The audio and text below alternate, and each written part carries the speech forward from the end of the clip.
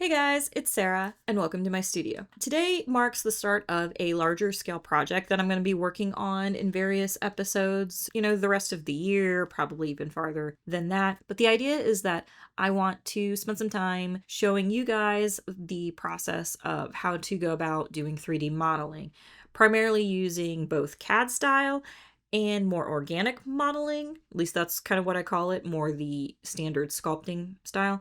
And I'm going to be doing this primarily using my iPad. Now, I like doing iPad modeling because for me, this is just an interface that is extremely intuitive. I like working with my Apple Pencil. Plus, it's a portable system, so I can do this whether I am, sitting on the couch at home or curled up in bed, or if I happen to be at work, because again, I work the night shift, and on those rare occasions where I have breaks, or more often than not, when I'm intentionally forcing myself to take 5-10 minutes to just try and shift gears and come back, from whatever chaos is going on, sometimes just centering in and doing a little bit on the side will, really help me kind of refocus, and then I can get back to my crazy patient load. But this is a very portable option. It also is an option I think that's reasonably affordable. At the very least, the software that I'm using is decently affordable, in my opinion.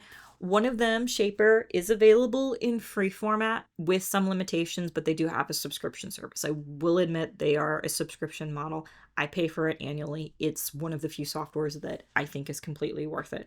Unfortunately, it's the only real CAD model that iPad has available. There are other softwares, including some free versions that are available that you can do either online or on your computer. And many of the techniques that I'm going to teach here using on the iPad are completely translatable to that software, particularly with CAD software. The other software that I will use, I'm not going to show it today, is called Nomad Sculpt. It's an inexpensive software. It's a one-time purchase. There's a couple extra things that you can purchase as additional add-ons to them or upgrades, but again, everything is one-time purchase. And Nomad Sculpt is a really cool software. There are some alternatives as well. I have played around with ZBrush's software for the iPad. It's very similar, but it is a subscription model. So just keep that in mind. There's more than one option. I will most likely be working in Nomad Sculpt, but today I'm going to show you some CAD software. Now, part of the reasoning for this is just to kind of, expand. It's something I really want to learn. I've dabbled a little bit here and there with 3D modeling, but I want to kind of,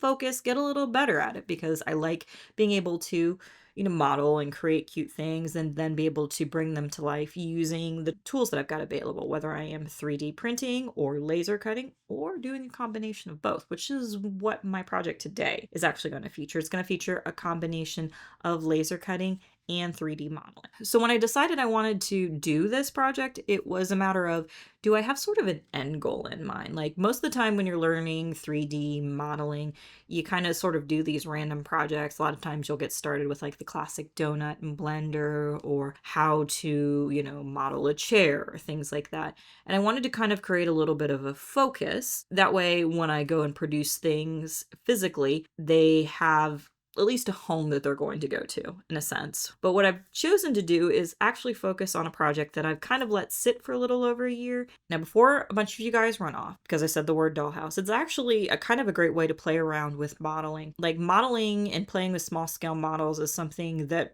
really is universal, whether you're a kid and you're, playing around with action figures or playing around with your Barbie dollhouse to, being an adult and hey, we're modeling for games or we're create these really fancy dollhouses. Like, dude, you fall down a Pinterest rabbit hole. Some of the things some of these girls and probably guys come up with is impressive. And I had done that a couple years ago, and I ended up buying a Magnolia brand dollhouse, one of those Joanna Gaines ones.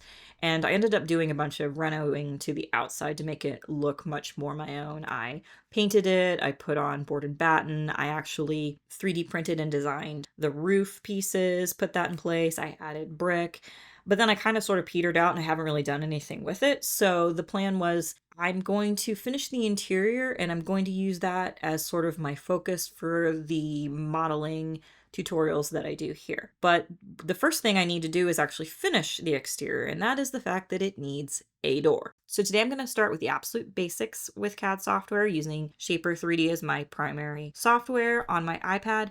and I'm going to show you how I created a really cool farmhouse style door for my dollhouse. When doing any modeling, especially if it's something that needs to be in a specific spot, you always want to grab your measurements.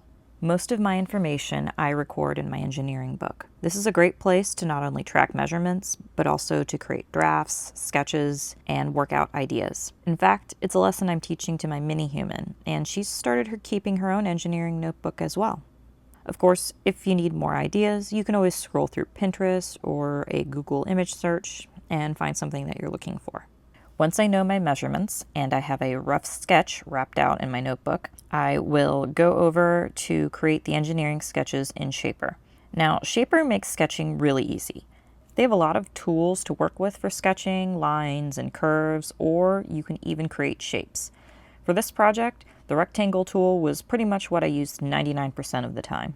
The rectangle tool allows you to either pull a rectangle directly out of center, or you could mark the diagonals, and you can type in the exact measurements that you need. Ultimately, this is the process that I used over and over to create my door sketch. I started with the outer frame and then the door frame measurements themselves, and then from there I just proceeded to add in the window, the frames, and eventually added a handle. I also drew lines to create some sectioning for the wood frame just to give it a little bit of detail. Another tool that I use for CAD sketching, which is super helpful, is the offset tool. This is great for creating shapes with a perfect border. For instance, the window panes, I needed to offset and create additional lines 2 millimeters around it, and the offset tool lets you create that perfect border. The alternative would be, of course, to just draw the lines and then copy and move them a couple of millimeters, which I do end up doing to divide the window panes into thirds. I also use the circle tool to create the pegs for the door handle. So really, just using 3 simple tools, I was able to create the blueprint sketch that I needed to create this door. So that's the first step in designing in CAD software. The second step is then extruding the shapes that I need. I feel like close to 80% of CAD design is honestly doing it this way, drawing the shapes that you need and then extruding them to the thickness that you need. The difference in complexity for shapes is often just a matter of how far the shapes are extruded or if they're duplicated in areas. For instance, for the window panes, I created a thinner window pane shape and then made a copy of it and raised it to the top level of the door. That way I will be able to slide the acrylic piece in the middle. Once I have all of the shapes created, I will use the union tool to merge them all together. When you have shapes that need to connect or split out into parts, you will need to create holes for them. And the easiest way to do this is to set them where you want them to connect and use the subtraction Boolean method.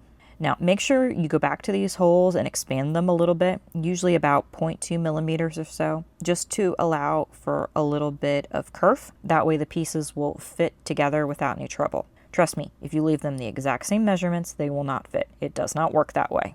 The last step here in my design is that I want to attach the door to the door frame, and the way to do that is I basically created a small peg on the side of the door. I did that by creating a construction plane on the plane of the door, and you can do that simply by tapping add and then construction plane, and from there you can tap parallel along a plane and it will create a new one that you can then draw right on. This is a great way to draw on planes or in specific areas that perhaps don't line up to the grid. From that sketch you can then extrude out the additional piece right off the door and into the frame. Then I again used the subtract Boolean function to carve out that shape and expanded it to create a little extra space so that it could move but still print in place. Now that the modeling is done, I will take this over to Bambu Studio and get it colored and set up for printing. Once the print is loaded and I've added the colors I want to work with, I'll go in and do my painting. This model is pretty easy since the handle is being printed separate and I just want to use a different color for the window pane. Between the window panes, I'm going to add a piece of clear acrylic. So I need to find the point where the second pane starts and add a pause to the print. That way I can pop the acrylic in. Selecting filament colors is something that I probably put more thought into than most. especially since I could always paint the model, but still, it's actually part of the process that I love. Having a set amount of choices sometimes makes it easier to select colors. So for the door, I chose this night gray PLA Plus for the base color, and then I used a shiny black PLA for the frame. And then for the handle, I used my favorite coffee gold.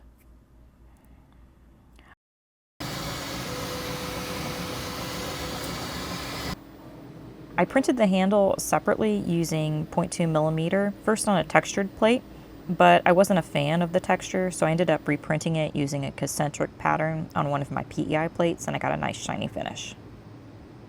When the print's paused, I'll go ahead and pop in my piece of acrylic.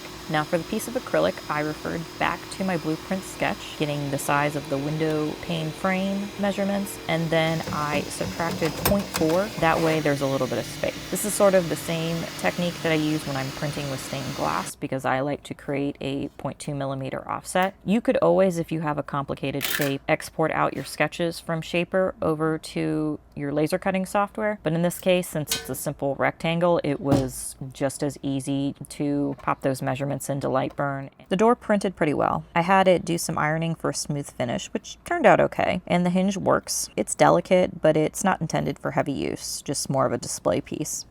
There was some extra material on the sides, which I cleaned up using this ultrasonic blade my husband gave me for Christmas.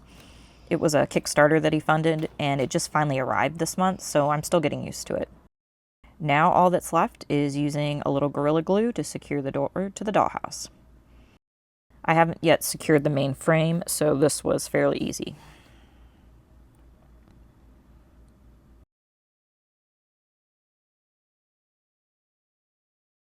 And here's the final results. I'm pretty happy with how this turned out. So I hope you enjoyed watching this video on some of the basics of CAD design, specifically focused with Shapr3D software on the iPad. I hope this content was useful for you guys. As usual, if you like more of this content, be sure to hit the subscribe button and ring the bell for notifications. Also, if you could tap the like button to tell the Eldritch algorithm that this video was a good one. In the meantime, here's a couple of additional videos of stuff that I've done here in the past. I hope this might be something of interest to you guys, and I will see you next time. Bye.